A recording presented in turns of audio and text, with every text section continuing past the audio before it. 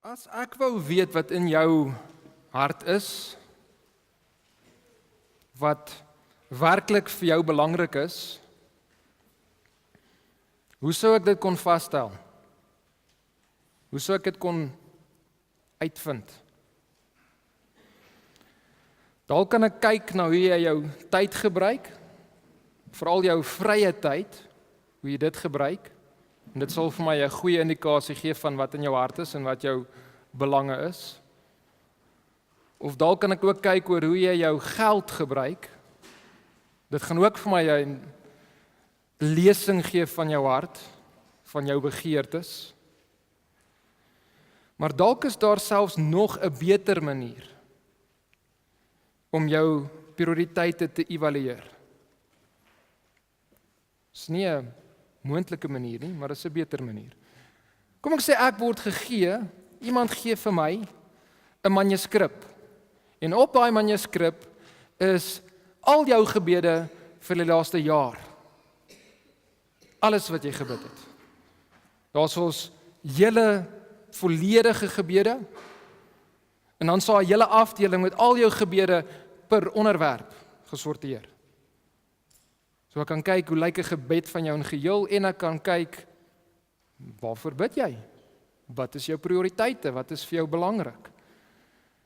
Dalk is dit selfs nog 'n beter manier om te kyk wat is in jou hart? Wat is werklik vir jou belangrik?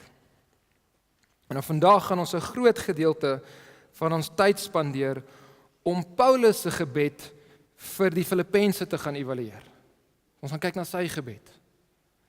En deur dit te doen gaan ons sy hart sien. Ons gaan sien wat vir hom belangrik is. En die plan is dan dat ons ons eie harte sal gaan evalueer en gaan kyk waar is dit wat in ons harte is, dit wat vir ons belangrik is, nie in lyn met dit wat God wil hê nie. Soos wat ons na Paulus se hart kyk in sy kommunikasie en sy gebed vir hulle. Nou laasweek het ons begin kyk na hierdie inleidende gedeelte van Filippense. Dis vanaf vers 1 tot 11. En ons struktuur of ons uitleg was soos volg. Ons sê Paulus se verhouding met die Filippense gesien in sy brief aan hulle almal, sy dankbaarheid teenoor God vir hulle almal. Dis het ons laaste week na gekyk het, daai twee. Vandag gaan ons verder met sy gesindheid ten opsigte van hulle almal en dan sy gebed vir hulle almal. So kom ons lees hierdie gedeelte vanaf vers 3 tot 11, net om 'n hele vloei te kry. Vers 3. Ek dank my God elke maal as ek aan julle dink. En ek bid altyd in al my gebede vir julle almal met blydskap. Oor julle gemeenskap aan die evangelie van die eerste dag af tot nou toe. Omdat ek juis hierop vertrou dat hy wat 'n goeie werk in julle begin het, dit sal volëindig tot op die dag van Jesus Christus. En dan die gedeelte wat ons vandag na kyk. So dit vir my reg is om dit van julle almal te dink, omdat ek julle in my hart dra. Aangesien julle almal in my boeye, sowel as in die verdediging en bevestiging van die evangelie, my deelgenote in die genade is.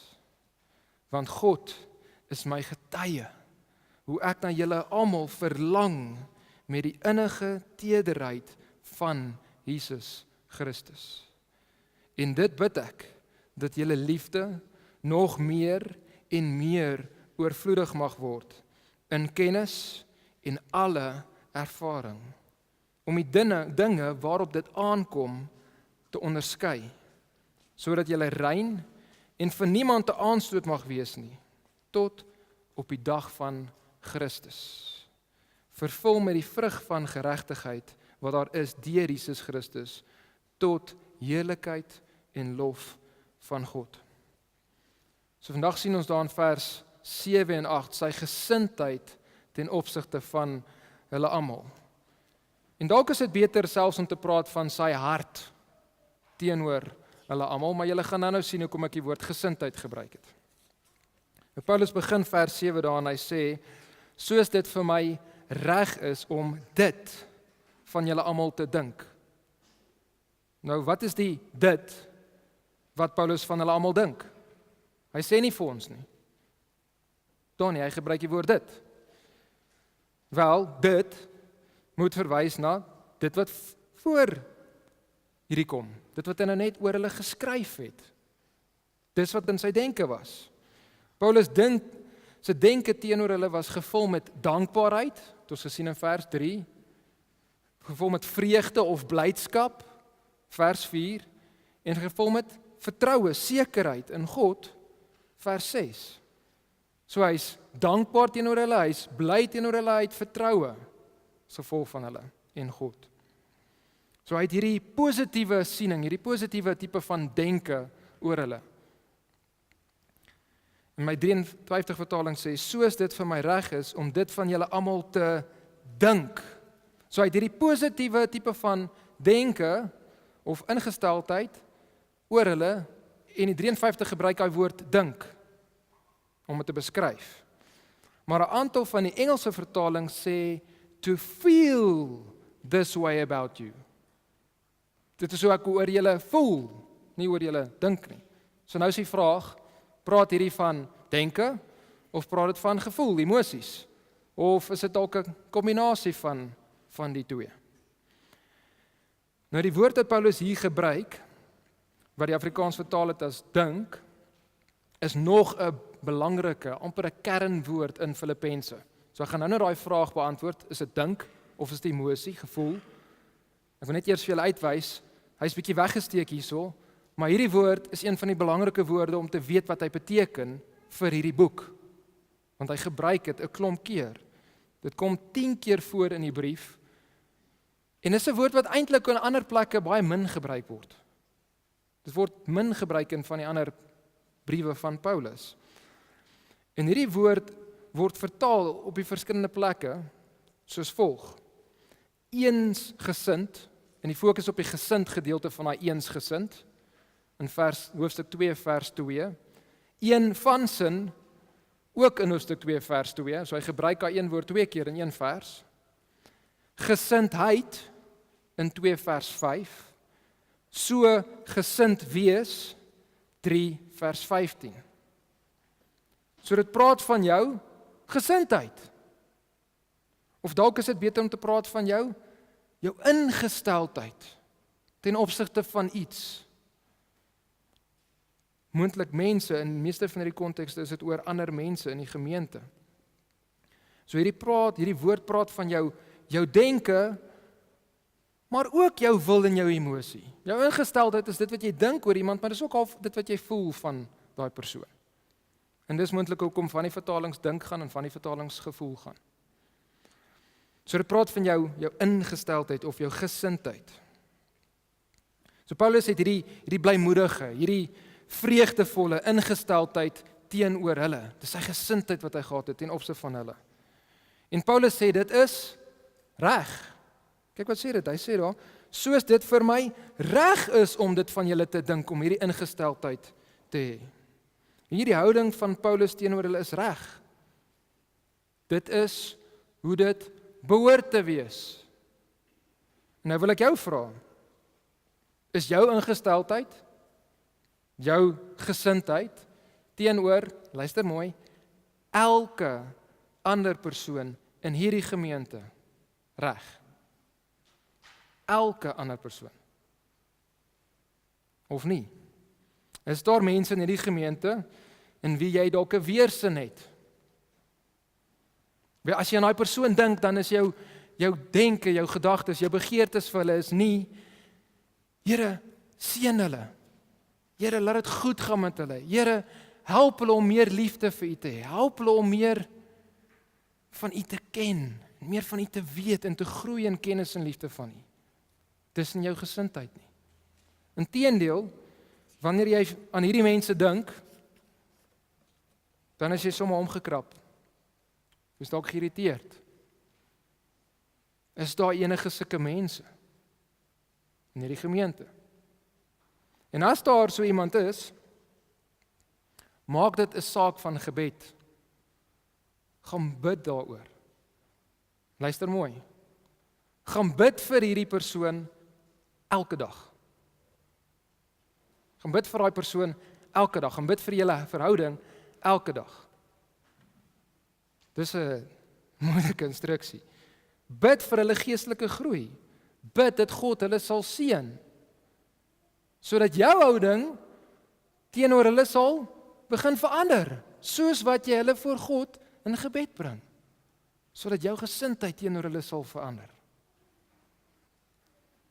So Paulus sê hierso, dit is reg van hom om so ingestel te wees teenoor hulle almal. Dis reg. Maar hoekom is dit vir hom reg om so te dink oor hulle? Hy gee hierso redes. Hy gee vir ons redes hoekom hy so oor hulle dink en hoekom dit reg is dat hy so oor hulle dink en voel, so ingestel is. Hy sê omdat ek julle in my hart dra of julle in my hart het. Dis dalk 'n beter manier om dit te vertaal. Julle is in my hart. Nou as ek sê jy was op my hart gewees hierdie week, wat bedoel ek? Ek bedoel nie jy het een of ander manier hierdie fisies op my rondgespring nie. Ek sê jy was in my denke gewees. Ek het oor jou gedink. Jy was gereeld in my gedagtes gewees. So wanneer Paulus sê hy het hulle in sy hart, dan bedoel hy hulle lê na aan sy hart. Hulle is gereeld in sy denke. En hulle welstand, hulle omstandighede het 'n invloed op sy gedagtes. So die hart, daai woord hart, ons dink aan hart, dink ons aan emosie. Ons gebruik die woord hart te veel vir emosie. Nou die hart is nie primêr vir emosie nie, maar dit is primêr vir jou denke, jou gedagtes. Joel James beskryf die hart en die gebruik van die woord hart in die Bybel so: your minute by minute thinking. Dit wat jy die hele tyd besig is om te dink, dis jou hart. So jou hart is wie jy is in jou gedagtes, in jou denke. En vanuit hierdie denke vloei dan jou begeertes, jou verlange, jou drome, jou planne, jou emosie, al hierdie hartsdinge. So hart is eerstens denke, en vanuit daai denke vloei al hierdie dinge wat ons baie keer gekoppel aan die hart. So wanneer Paulus sê hy het hulle na aan sy hart, dan bedoel hy hulle lê na aan sy hart. Hulle is gereeld in sy denke. En hulle welstand, dit wat met hulle gebeur, hulle omstandighede, neem tyd op in sy denke. Hulle is in sy hart. En dit beïnvloed dan sy begeertes. Dit beïnvloed sy verlange, dit beïnvloed sy drome, dit beïnvloed sy planne. Dit beïnvloed sy ingesteldheid, sy gemoed. Dis wat hy bedoel as hy sê julle is in my hart. Nou wil ek vir jou vra, wie in hierdie gemeente lê na aan jou hart? Wie is die mense aan wie jy gereeld dink en voorbid? Wie se welstand en omstandighede beïnvloed jou denke, jou gemoed, jou emosies, jou gebede? Het jy 'n aantal sulke mense in hierdie gemeente? Is daar mense in hierdie wêreld wat dit van waar is? En as daar nie sulke mense is nie, nou wil ek vir jou sê jy's selfgesentreerd. As self groot is, dan is daar min plek vir ander in jou hart. Want alles gaan oor jou eie denke. Alles gaan oor jouself. Is jou denke net vol van jou werk, jou vakansie, jou stokperdjies, jou pyn, jou swaar kry, sodat daar net nie plek is vir ander in jou denke nie, in jou hart nie. Hoeveel tyd het jy hierdie week afgestaan om aan iemand anders te dink as jouself? So vraag om jouself te gaan vra, te gaan evalueer. Waar is jy? En hoeveel het jy dan gebid vir daai ander persoon, daai ander mense? Dit is 'n manier om te kyk, hoe selfgesentreerd is jy? Of hoe ander gefokus is jy? So Paulus gee eerstens daai eerste rede hoekom dit reg is van hom om so hierdie ingesteldheid te hê oor hulle, want hulle is in sy hart. Hulle is in sy denke, hy dink die hele tyd aan hulle. Maar dan gee hy nog 'n rede vir ons. Hy sê, aangesien, dis in vers 7 in die middel omtrent, aangesien julle almal in my boeye, sowel as in die verdediging en bevestiging van die evangelie, my deelgenote in die genade is. So Paulus sê, dis reg van my om so oor julle te dink, aangesien julle almal my deelgenote is in die genade. Dis die struktuur. Hulle deel saam met Paulus in God se genade. En hierdie deelname saam met Paulus is in sy boeye, sowel as in die verdediging en die bevestiging van die evangelie. Dit gebeur in altyd daai omstandighede. Nou daai woord boeye, kan mens dalk die idee gee dat hy's vasgesluit in 'n tronksel, maar onthou ons gesê in die kultuur, nie die agtergrond, het ons geleer, hy sit nou in Rome en hy's heeltemal in sy eie huis wat hy gehuur het en hy's onder huisarrest. Hy mag moontlik vasgesluit wees aan 'n ander soldaat binne in sy eie huis en dit mag dalk verwys na die boeye, maar gewoonlik die idee van boeye meervoud is ek is in gevangenis. Ek is 'n gevangene, selfs al is dit in huisarrest. So dit verwys, as hy sê hulle sy deelgenote in boeye, verwys hy na die tyd dat hy in Rome sit, onder huisarrest. En nou kan jy so 'n bietjie vra, hoe is dit moontlik? Hulle sit in Filippi, hy sit in Rome. Hoe deel hulle dan in sy gevangenskap? Ons gaan nou daarna kom ons gaan aan. Die volgende stukkie praat hy sê, in my gebooie sowel as in die verdediging. Want daai woord verdediging in die Grieks is apologia, waar ons in Afrikaans die woord apologie vandaan kry, wat vir van julle gaan help. Van julle gaan daai woord verstaan, apologie. In Grieks wys hierdie gewoonlik daarna om 'n verdediging in die hof te maak van jou saak of standpunt.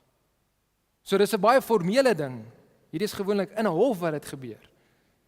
So as Paulus skryf in sy verdediging, dan bedoel hy in sy hofsaak en ook die voorafgaande ondervraging vir hierdie verhoor. En in hierdie hofsaak gaan hy die evangelie moet gaan verdedig. So hy sê, julle is my deelgenote in my hofsaak. En dan hy volgende woord, die tweede ene wat so by mekaar kom, hy sê, sowel as in die verdediging en bevestiging, hy twee pas so by mekaar, daai woord bevestiging, verwys daarna om iets te bewys as reg of waar. Jy gee bewyse dat iets is, hierdie is waar, hierdie is reg. Dis wat daai woord beteken. Paulus, as ooggetuie van die opgestane Here, het bewyse gegee uit beide die Ou Testament en uit sy eie ervarings, hy het Jesus Christus met sy eie oë gesien, dat die evangelie reg is en waar is. En hierdie bevestiging van die evangelie het hy nie net gedoen vir die hof nie, maar hy het dit die hele tyd gedoen daar in Rome. Hy het dit gedoen oor almal wat hom kom besoek het of interaksie met hom gehad het. Elke persoon. Soos die Joodse leiers van Rome wat hom kom besoek het aan die einde van Handelinge 28 sien ons dit. Klomp Joodse leiers hoor van Paulus wat hy is, hulle het 'n klomp goed van hom gehoor, hulle wil uitvind wat gaan hy aan, wat is hierdie ding wat hy verkondig en hy gee bevestiging van die evangelie. Hy het ook dit gegee aan die soldate wat hom moes oppas, soos wat ons later gaan sien in die brief. So die Filippense was sy deelgenote hierin, in sy gevangenis en in sy hofsaak en in sy bevestiging van die evangelie daar in Rome, omdat hulle vir hom gebid het, omdat hulle vir hom 'n geskenk gestuur het en omdat hulle vir hom selfs 'n dienaar gestuur het, Epaphroditus, wat ons laasweek van gesien het en die week voor dit. So hulle deel daarin omdat hulle gebid het vir hom, geskenk gestuur het en vir hom 'n dienaar gestuur het. Hulle was sy deelgenote in die genade. In die genade. En God was genadig gewees. Selfs hier in hierdie gevangenskap en in hierdie hofsaak. God het mense gered deur Paulus. Sy verdediging en sy bevestiging van die evangelie. Daar was mense wat gered geword het, wat ons gaan sien later in die boek. Ons weet ook nou na die tyd dat God was genadig in die hofsaak self, want Paulus was vrygelaat. Hy was nie tot die dood veroordeel hier nie. Hy het vrygekom na Filippense. So God was genadig geweest en hulle deel in hierdie genade van God, saam met Paulus. So as ons dan na hierdie hele vers kyk, na hierdie hele gedeelte, vers 7, dan sê Paulus basies, omdat julle my in julle hart gehad het, het ek julle in my hart. Dis wat hy sê daar. En het ek hierdie positiewe ingesteldheid siening oor julle. Julle is my deelgenote, julle het vir my gebid, julle het vir my voorsien. Daarom het ek julle in julle hart en daarom het ek hierdie positiewe ingesteldheid oor julle. En hieruit kan ons 'n beginsel trek, ons kan 'n les leer hierso. As iemand aan jou dink en vir jou omgee en vir jou dien, dan dink jy ook weer gewoonlik makliker aan daai persoon en dan gee jy makliker om vir daai persoon en dan dien jy makliker daai persoon. Dis die beginsel. So as daar iemand is waarvan jy dink, hulle houding teenoor jou is nie reg nie. Jy kry daai gevoel. Hulle houding teenoor jou is nie wat dit moet wees nie. Dink gereeld aan hulle, bid dan vir hulle en doen dan goed aan hulle. Dien hulle. Doen praktiese goeders vir hulle, wat vir hulle wys, van jou kant af is hierdie verhouding reg en jy wil hulle in jou hart dra. En wat dan gewoonlik gaan gebeur is, nie altyd nie, en ons doen dit selfs al is daar nie resultate nie, gaan dit vir hierdie persoon, gaan dit makliker wees om sy houding teenoor jou reg te hê. Dis die beginsel wat ons hier uitleer. Of as jy voel, wel, niemand in hierdie gemeente gee om vir my nie. Ek is nou al hier 'n paar maande lank in die gemeente en niemand ken my nie, hulle gee nie om vir my nie. Soek iemand wat lyk of hulle nie honderde vriende het nie. Net so soek iemand wat eenkant is. En begin vir hulle bid. Gaan bou 'n verhouding met hulle. Vra hulle, waarvoor kan ek vir jou bid? En begin daai ou te dien en dit die inligting wat jy kry, is daar maniere en metodes wat jy hulle kan dien. En as jy dit gaan begin toepas, jou moontlik gaan daar ander mense wees in die gemeente wat aan jou ook gaan begin dink. En vir jou gaan bid. En jou gaan deel maak. Dis die beginsel wat ons hierso sien. Kyk nou na vers 8. Hy sê, want God is my getuie, hoe ek na julle almal verlang met die innige tederheid van Jesus Christus. Paulus wil hê hulle moet seker wees dat sy denke en sy gevoelens vir hulle is reg en sterk. Reg en sterk, hy het sterk gevoelens vir hulle. En daarom gaan hy en hy roep God in as 'n getuie. Want wie kan werklik jou hart sien? Wie kan werklik Paulus se hart sien? Net God. So hy sê, God, wat weet wat in my hart ingaan, God is my getuie. Hy staan nie langs aan, hy kan getuig van dit wat in my hart is. En dan sê hy, hoe ek na julle almal verlang. Nou hierdie tipe van emosie, hierdie verlang, is 'n emosie wat sê, ek wil graag by julle wees. Dis die idee van daai woord, ek wil by julle wees. Ek wens ek was daar. Ek wens ek kan nie net hoor van julle deur hierdie boodskapper na wat na my toe gekom het nie. Nee, ek wens ek kon direk met julle interaksie hê. Daar wees by julle, tyd spandeer saam met julle. Paulus was so lief vir hierdie gemeente, hy wou by hulle wees. En hy roep God in as sy getuie om te bewys, ek wil regtig graag by julle wees, ek kan nie, ek sit hier as 'n gevangene. En hierdie verlange, sê hy, is met die innige tederheid van Jesus Christus. Nou, hy is mooi ou Afrikaanse woorde. Junior skud sy kop. Die Grieks vir innige tederheid is 'n woord wat Matt al oor gepraat het met ons. En ek gaan dit moontlik verkeerd uitspreek, so julle kan na die tyd die uitspraak by hom gaan kry. Splangnon. Is jou binnegoed. Matt het met hierdie goeters gewerk as 'n veearts. Dit verwys na jou binnegoed, jou darmes.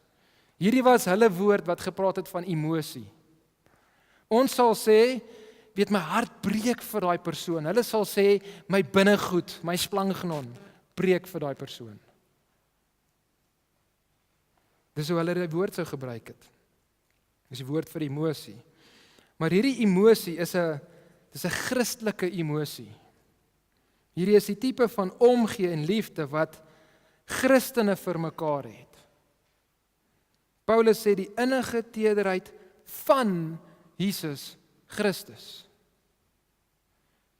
So hierdie emosie vir mense wat nie deel is van jou familie nie, want daar's 'n emosie en 'n gevoel wat jy het vir mense natuurlik, wat jou familie is, maar mense wat nie deel is van jou fisiese familie nie, jou geestelike familie, mense wat anders as jy is, tussen ons is daar verskille, en dan het jy nog interaksie met Christene van ander kulture, en hulle is baie anders as jy, maar nog steeds kan jy hierdie emosie hê, want dit kom van Jesus af. Kom van Jesus af. En hierdie woord het omtrent altyd in die Nuwe Testament te doen met 'n emosie teenoor iemand wat in nood is. Dis emosie teenoor iemand wat een of ander nood het. Ons sien dat Jesus het hierdie emosie gehad teenoor mense wat redding nodig gehad het, Matteus 9 vers 36, teenoor mense wat kos nodig gehad het, hulle was honger, Matteus 15 vers 32, teenoor mense wat blind was en dus sig nodig gehad het, Matteus 20 vers 34, en dis net 'n paar voorbeelde van hierdie emosie in Jesus. So dit mag dalk wees dat Paulus juis hierdie woord kies vir emosie, omdat hulle die Filippense een of ander nood het. Want hierdie is 'n emosie teenoor iemand wat nood het. Sonde is besig om hierdie geliefde gemeente binne te dring en hulle stikkend te maak. Hulle die verhoudings in die gemeente is besig om skade te ly. En Paulus wens, hy het hierdie verlange, dat hy daar is, sodat hy die nood van verhoudings wat moet geherstel word, kan gaan vervul. Hy sê, ek wens ek's daar dat ek kan gaan help, om hierdie nood wat julle het, die skering wat begin plaasvind, is nog nie finaal nie, maar dit begin kom, dat ek daar kan wees en kan help. Dis die verlange wat hy het, dis die emosie wat hy het. Paulus sê basies, ek wens as ek is by julle, sodat ek kan help met julle nood. Ek kan help met die herstel van verhoudings. En dis ook hoekom hy in hoofstuk 4 instruksie gee aan 'n spesifieke vrou en 'n ander vrou en sê herstel julle verhouding, en dan gee hy vir die leiers, 'n spesifieke leier, opdrag en sê gaan werk daaraan dat daai verhouding sal herstel. Hy wens hy was self daar om te kon doen. Nou het jy ooit so gevoel oor iemand. Ek wens ek is daar by jou sodat ek jou nood kan gaan help mee. Ek wens ek kan jou pad vir jou stap, jou las vir jou dra. En dan sit nie net die gevoel nie, maar gaan daai gevoel oor in dade. Kyk wat sê 1 Johannes 13 vers 17, nie 13, 1 Johannes 3 vers 17. Maar wie die goed van die wêreld het en sy broeder sien gebrek ly en sy splangnon, sy binnegoeders, daai gevoel wat sê ek wil ander mense se nood gaan bevredig, as hy dit wegdraai, vir hom toesluit, hoe bly die liefde van God in hom? So gaan daai gevoel oor in dade en aksie. So dit was die derde gedeelte, waarin ons Paulus se verhouding met hulle gesien het. Ons het gesien in Paulus se gesindheid ten opsigte van hulle almal. En nou die laaste ene, sy gebed vir hulle almal. Vers 9 begin met, en dit bid ek. En dit bid ek. So Paulus skryf hier so sy gebed vir ons neer. Hierdie is 'n opsomming van Paulus se gebede vir hulle. Hierdie is moontlik nie net een gebed nie, maar hierdie is die hart van sy gebede vir hulle. En waarvoor bid Paulus? Ek bid dat julle liefde nog meer en meer oorvloedig mag word. Hy bid vir meer liefde vir hulle. En hierdie is so mooi, dit is so gemaklik.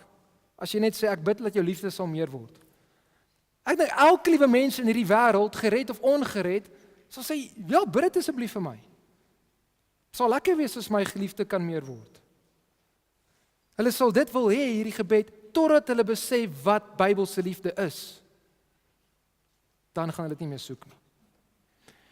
Hierdie praat nie eers van 'n gevoel in jou hart nie. Hier is agape liefde, dit is nie Hollywood liefde nie.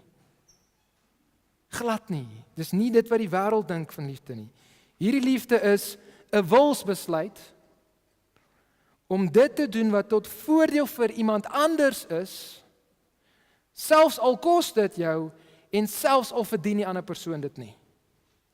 'n Wilsbesluit wat tot die ander persoon se voordeel is, selfs al gaan dit jou kos en selfs al verdien daai persoon nie. Dis agape liefde, dis hierdie liefde. Romeine 5 vers 8 verduidelik dit vir ons mooi. Maar God bewys sy liefde tot ons. Ons is die wat die voordeel daar uittrek. Daarin dat Christus vir ons gesterf het. Dit het hom gekos. Dit gaan jou kos, hierdie tipe van liefde, baie keer. Toe ons nog sondaars was, ons het dit nie verdien nie. God het 'n wilsbesluit gemaak, dis tot ons voordeel, dit het hom gekos, en ons het dit nie verdien nie. Dis hierdie tipe van liefde. Nou klink hierdie gebed nie meer so gemaklik nie. Nou gaan jy nie weer sê, ja, bid asseblief dit vir my nie. Want hierdie is dit, as ek dit op 'n ander manier stel. Ek bid dat julle so onselfsugtig sal wees, dat julle sal kies om te doen wat vir ander tot voordeel sal wees. Selfs al gaan dit beteken, jy sal moet opoffer. Selfs al verdien die ander persoon dit nie. Dis my gebed vir julle. Dis wat Paulus sê. En Paulus bid nie dat hulle liefde vir God sal meer en meer word nie. Hy bid ook nie dat hulle liefde vir mense meer en meer sal word nie. Hy gee nie 'n objek van daai liefde nie. Hy bid net dat hulle liefde sal meer word. Hierdie onselfsugtigheid wat vir ander se voordeel is, sal meer word. So hierdie sluit dus liefde vir God en liefde vir naaste in. Alle tipe forme van hierdie liefde. En ons weet, liefde vir God en liefde vir naaste is gekoppel aan mekaar. Jy kan nie lief wees vir jou naaste as jy nie lief is vir God nie. En jy kan nie sê jy het liefde vir God as jy nie liefde het vir naaste nie. Maar dit is nie dat hy hierdie vir hulle bid omdat hulle niks hiervan gehad het nie. Dit is nie dat hulle niks van die liefde gehad het nie. Hy bid dat julle liefde nog meer en meer mag word. Dit beteken hulle het van hierdie liefde al gehad. Hulle het God op hierdie manier lief gehad en ons weet duidelik hulle het vir Paulus op hierdie manier lief gehad want hulle het opgeoffer tot sy voordeel. So hulle het hierdie liefde al gehad. Maar Paulus bid dat julle liefde nog meer en meer oorvloedig mag word. En in die Grieks is daai so sterk, dit is sterk in die Afrikaans ook, in die Grieks is dit nog so fraksie meer. Paulus bid nie net vir liefde wat oorvloedig is nie. En wat beteken as ek sê iets is oorvloedig? Beteken is al meer as genoeg, dit vloei al oor, die houer is klaar vol. Hy sê, nee, ons soek nie net dit wat al reeds te veel is nie. Hy bid vir nog meer as oorvloedig. Maar selfs is dit nie genoeg nie, hy bid vir nog meer en meer oorvloedig. Nog meer en meer as genoeg. Dis wat dit sê. Die prentjie wat in my kop opkom, is dam, en hierdie tipe van onselfsugtige liefde is besig om so vinnig op te kom in hierdie dam, dat die sluise is wyd oop, en die walle, dit stroom oor die walle. Dis die idee so, laat dit net sal oorstroom en meer word. En dan elke liewe area wat hierdie liefde, wat oorstroom, aanraak, word daardeur geïmpakteer. Dit kan nie onveranderd bly nie. En watter areas word alles beïnvloed deur hierdie opofferende, hierdie onselfsugtige liefde? Watse areas word beïnvloed daardeur? Kennis en ervaring, sê Paulus. Kyk wat skryf hy. Ek bid dat julle liefde nog meer en meer oorvloedig mag word in kennis en alle ervaring. Paulus sê nie, luister mooi, dat hulle liefde meer word deur kennis en ervaring nie. Dit is waar. As jou kennis van God vermeerder, dan kan jou liefde van God vermeerder. As jou kennis van 'n mens vermeerder, dan kan jou liefde van hulle vermeerder. Maar dis nie wat hy sê nie, dis nie wat hy vir hulle bid nie. Hy bid dat hulle liefde nog meer en meer oorvloedig mag word in kennis en alle ervaring. Liefde moet 'n impak maak op hierdie twee areas. Liefde moet meer en meer oorvloedig word in die area van kennis en in die area van ervaring. En ons gaan nou kyk wat beteken daai woord ervaring. En daai woord vir kennis, die woord vir kennis in Grieks, is nie soos wat ons oor dink. Kennis dink ons aan inligting. Ons dink net aan inligting. In Grieks is dit nie net inligting nie. Dit is inligting en verhouding. As ek vir jou sê, ek ken God, dan bedoel ek nie net ek het teologiese inligting oor God nie. Ek bedoel ook ek het 'n verhouding met God. Ek ken God. Ek het ware inligting, regte inligting oor hom, ek het ook 'n verhouding met hom. Dis hoe hierdie woord gebruik word. En Paulus sê weer eens nie kennis van mense of kennis van God nie. So dis albei moontlik. Dis alle tipe van kennis. So dis moet ons liefde oorvloei. Dit moet 'n invloed hê op ons kennis van God en ons kennis van mekaar. Jou liefde vir God moet 'n invloed hê op jou kennis van God en jou verhouding met God. Jou liefde vir jou naaste moet 'n invloed hê op jou kennis van jou naaste en jou verhouding met jou naaste. Dis wat hierdie besig om te sê. Dit wat jy van jou naaste dink, die evaluasie wat jy van jou naaste maak, moet ingekleer word met agape, met hierdie tipe van liefde. Maar dis nie net kennis wat moet beïnvloed word nie, dis nie enigste plek waar hierdie liefde oorgestroom het nie, in die plek van veld van kennis nie, dit het ook in die veld van ervaring ingegaan, en daar het ook 'n invloed. Dit is ook alle ervaring wat beïnvloed moet word deur hierdie liefde. En hierdie woord, alle ervaring, of eintlik net ervaring, word net een keer gebruik in die Nuwe Testament. Hierso. Daar's geen ander plek waar hy gebruik word nie. So dis moeilik om presies te weet wat hierdie woord beteken. Die Nuwe Testament vertaal dit, die nuwe vertaling, die 83 vertaling, vertaal dit fyn aanvoeling. Fyn aanvoeling. Dis 'n bietjie anders as ervaring.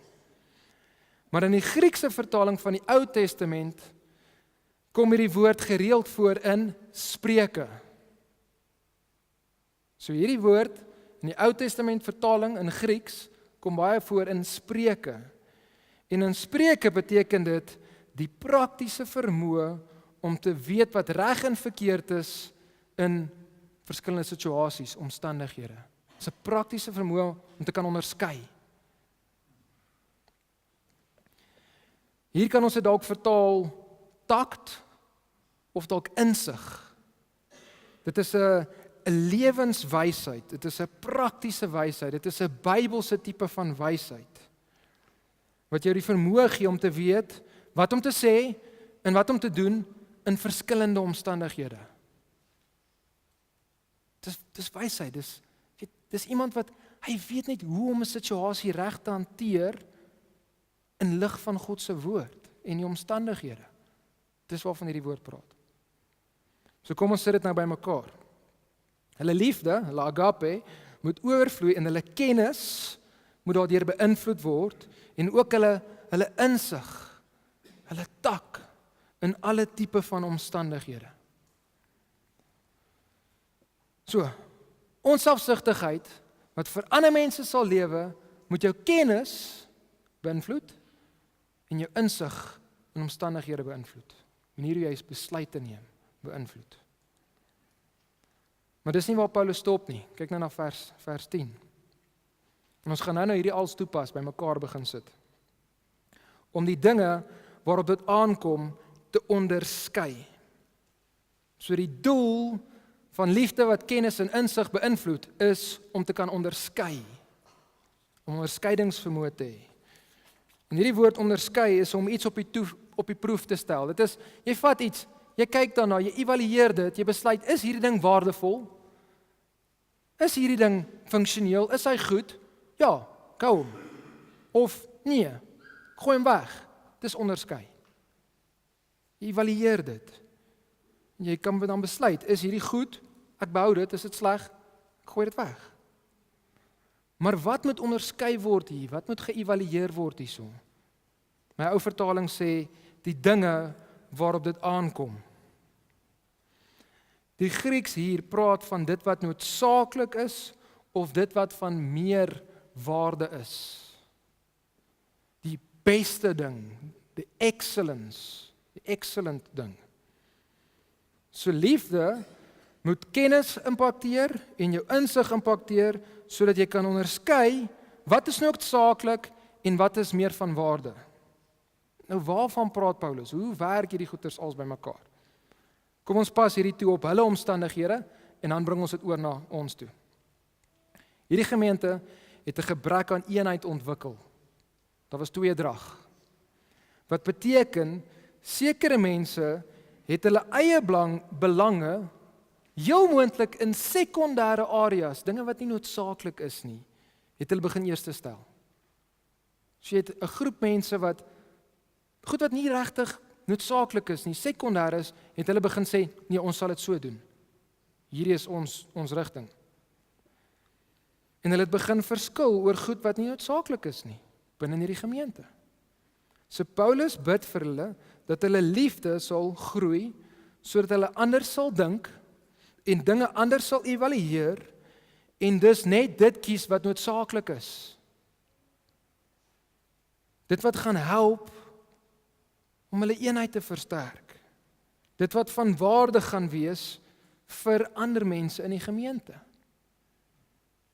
Dit wat ander gaan groei, gaan laat groei. Paulus wil hê hulle moet kan onderskei tussen kernwaarhede en praktyke, hierdie dinge en hierdie waarhede sal ons nie opskuif nie, en is kernwaarhede, en sekondêre goeders, voorkeurgoeders.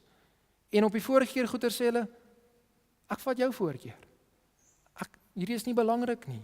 Ek kan onderskei tref tussen wat is noodsaaklik, wat is meer van waarde en wat is nie noodsaaklik nie, wat is net voorkeur.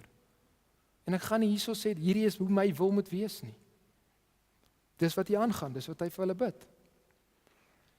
En nou kan ons dit bietjie gaan toepas op ons, hierdie in jou eie lewe en dan ook op in ons gemeente. Hoekom doen jy wat jy doen? En hoekom het jy wat jy het? En hoekom wil jy die kerk hê soos wat jy hom wil hê?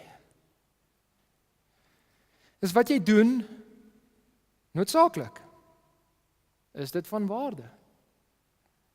Is dit wat jy het noodsaaklik? En is dit van waarde? En is die dinge wat jy in die kerk wil hê noodsaaklik? En is dit van waarde? En hoe meet ons dit wat jy doen, dit wat jy het, dit wat jy wil in die kerk hê? Hoe weet ons of dit noodsaaklik is? Hoe meet ons of dit noodsaaklik is en of dit van waarde is? Liefde, wat jou kennis beïnvloed, wat vir jou Bybelse wysheid gee, wat jou dan kan help om onderskei. Wat is noodsaaklik, wat is van waarde? Dis hoe jy dit toepas. So vat jou huis, jou kar, jou skuld, jou tydgebruik, jou stokperdjies, jou vakansie, jou speelgoed, die plek waar jy sit in die kerk, die manier hoe jy wil aantrek op Sondag, wat ook al, en gaan kyk. Is dit Bybelse wysheid hierdie? Is dit in lyn met kennis van God en van mense? En pas dit by agape liefde? En as jy dit nie is nie, as dit nie daai waarde het nie, gooi dit een kant, raak ontslae daarvan. En as dit is, hou dit. Gaan toets dit. Of as ons hierdie meer in die kerk wil toepas, maak seker die goed wat jy voel nie mag verander nie. Die goed wat jy nie op sal skuif nie, is kern Bybelse waarhede en kern praktyke. Dinge wat ons nie mag verander nie. Dis hoekom ons dit nie mag verander nie, as gevolg van God se woord. En op al die ander goeters, op die voorkeur areas, moenie jou hakke gaan inkap en sê, wel ek gaan nie hierso skuif nie. Nee, dis voorkeur. Kies op al die ander goeders, dit wat gaan tot voordeel wees vir ander. Dit mag dalk opofferend wees vir jou. Mag dalk wees dat die mense dit nie verdien nie. Maar dis agape liefde, dis wat liefde doen. Wat in kennis met die omstandighede en wysheid lewe. Ons dink, net iets wat ek nog wil bysê, in ons gemeente en in ons land moet ons besef, die ouer mense en die jonger mense word in dieselfde kultuur groot nie. Het jy ooit daaraan gedink? Jy word in totaal al verskillende kultuur groot. So ons gaan anders dink oor allerlei dinge, taal, kleredrag, musiek, liturgie, ander kulture, wat ook al ons daar wil ingooi. En onderskei, is daai goeters die belangrike goeters? As dit nie is nie, werk aan om dit nie 'n probleem te maak nie. Moenie dat jou voorkeur goed jou stop om ander te dien en vir ander te lewe nie. Nou hoekom moet ons dit doen? Hoekom sal ons ons eie lewens so gaan evalueer en gaan evalueer dit wat ons in die kerk doen en dit wat ons sien as belangrik in die kerk? Paulus sê, sodat, ons 'n doel, sodat julle rein en vir niemand 'n aanstoot mag wees nie, tot op die dag van Christus. En daai woord rein praat daarvan om iets te toets met lig, om iets in die lig te bring om te kyk of dit skoon is. As ek 'n wit hemp aan sou gehad het, as ek 'n wit hemp het, en ek mors op hom, en ek gooi hom in die was, en ek kom uit die was uit, wat doen ek? Ek hou hom op in die lig. Hoekom? Want ek wil kyk, is hy skoon, is hy rein? Dis wat hierdie woord is.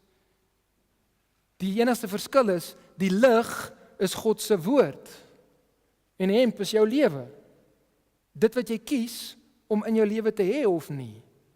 Want jy nou net moes onderskei, dit wat waarde van waarde is, dit wat noodsaaklik is. Maak seker dat die goed wat jy dink, daar moet wees, nie 'n vuil kol is op die wit hemp nie, op jou reinheid nie. So hy sê, sodat julle rein en vir niemand 'n aanstoot mag wees nie. So eerstens, sodat ons rein is, tweedens, dat ons vir niemand 'n aanstoot mag wees nie. Nou die meerderheid van die vertalings verskil hierso van die 53, van my ou vertaling. Die 83 het onberispelik. En daar's Maryke se woord van Dinsdag, berispe. Onberispelik. En die Engelse vertalings het blameless. Nou die woord kan enige een van hierdie twee maniere vertaal word. Selfs hierso moeilik om te sê wat een van die twee is dit. Maar ek dink as gevolg van die konteks is die 53 korrek met die manier hoe hulle dit vertaal het. So Paulus bid dat hulle dit wat noodsaaklik is sal kies, sodat as iemand hulle gaan evalueer en na hulle lewe kyk en interaksie met hulle sal rein bevind word en dat hulle ook nie 'n aanstoot sal wees vir mense nie. So dit wat jy kies om wel te hê in jou lewe en in die gemeente, moet ons probeer dat dit nie onnodiglik aanstoot is gee vir medegelowiges nie, vir ander mense nie. En dan sê Paulus tot op die dag van Christus. Tot op die dag van Christus. En hier skep hy die prentjie van ons Christenwandel. Van nou af tot daai dag. Mag jy rein wees, nooit vir enigiemand 'n aanstoot wees nie, van nou af tot op daai dag, elke liewe stukkie wat jy hierdie pad loop. En as jy werklik hierdie tipe van liefde het, en dit beïnvloed jou kennis van God, van mense, dit beïnvloed jou insig in omstandighede, dan sal jy begin kies dit wat beter is, dit wat rein is, dit wat nie tot aanstoot is vir ander mense nie. Elke liewe stappie van hierdie pad tot in die hemel. En hierdie is die ideaal, dis waarvoor ons streef, dis waarvoor ons moet mik. En dis hoekom Paulus bid. Hy bid tot God hiervoor, want dis nie 'n manier wat ek dit kan doen nie. Dis nie 'n manier wat julle dit kan doen sonder God se hulp nie. Daar's nie 'n manier wat die Filippense dit kan doen nie. Dis hoekom hy bid. Hierdie is waartoe ons mik. Vers 11 sê, vervul met die vrug van geregtigheid wat daar is deur Jesus Christus tot heerlikheid en lof van God. Nou die vrug van geregtigheid praat nie van ons regverdigmaking nie, dit praat van ons heiligmaking. En ek sê so, want die woord vrug het altyd iets te doen met die uitkoms, die resultaat uit 'n aksie uit. Jy het iets gedoen en dan sal vrug daarna. So hierdie praat van ons heiligmaking. En die vrug van geregtigheid is gelykstaande aan die vrug van die Gees. Van Galasiërs 5 vers 20. So as jy wil weet hoe lyk die vrug van geregtigheid, kan jy gaan na Galasiërs 5 vers 20 en dit gaan vir jou sê. En hierso is ook die vrug van geregtigheid is ook die instruksies wat hy vir hulle gee. Hy sê vir hulle, hier is hoe ek wil hê julle moet lewe in die res van die brief. As hulle dit doen, dan het hulle die vrug van geregtigheid. So Paulus bid dat hulle sal vol wees van die vrug van die Gees en Paulus bid dat hulle sal gehoorsaam wees aan sy instruksies. En hierdie vrug kom deur Jesus Christus. Kom deur Jesus Christus. Jesus werk in ons deur die Gees om hierdie vrug te laat gebeur. Ja, ons moet werk en ons moet sweet om hierdie vrug te kry, maar is Christus wat in ons werk om hierdie vrug te kan laat gebeur. Soos wat Filippense 2 vers 12 en 13 vir ons leer. En hierdie is alles tot eer, tot heerlikheid en lof van God. Tot heerlikheid en lof van God. Dit is die doel vir hierdie liefde. Is dat God daardeur sal verheerlik word. God se heerlikheid, God se lof is altyd die laaste sodat en omdat in die Christenlewe. Alles wat jy moet doen of doen, eindig daarop. Dit moet God verheerlik. So as jy iets doen en jy kan dit nie terugtrek tot by die heerlikheid van God en die lof van God nie, stop dit.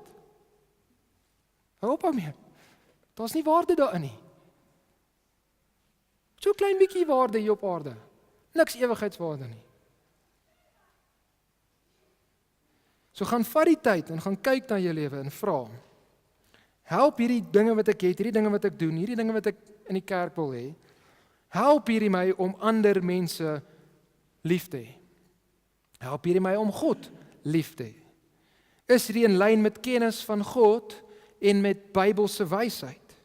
Is hierdie werklik waardevol? Laat hierdie dalk 'n vlek op my reinheid? Is hierdie dalk 'n aanstoot vir ander mense? Help hierdie my om meer vrug te dra? En kan ek God verheerlik hiervoor of hiermee of hierdeur? Kan ek God verheerlik? En toets dit. Toets alle dinge en behou dan net die goeie. Kom ons sluit af in gebed.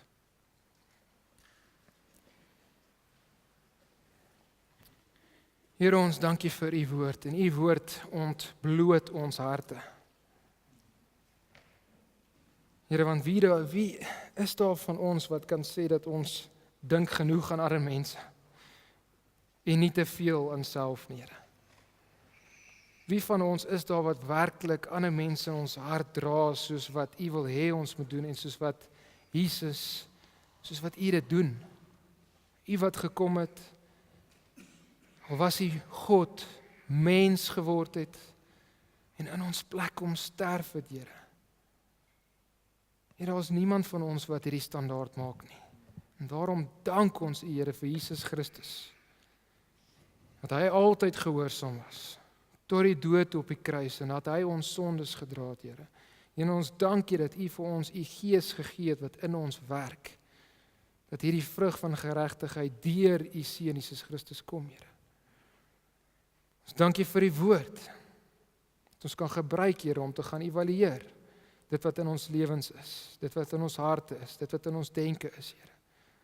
En ons dank u vir die gemeente, dat ons aan mekaar kan slyp, ons aan mekaar kan werk, dat ons die pad saam kan stap, Here, mekaar kan bemoedig, mekaar kan vermaan, mekaar kan aanspoor.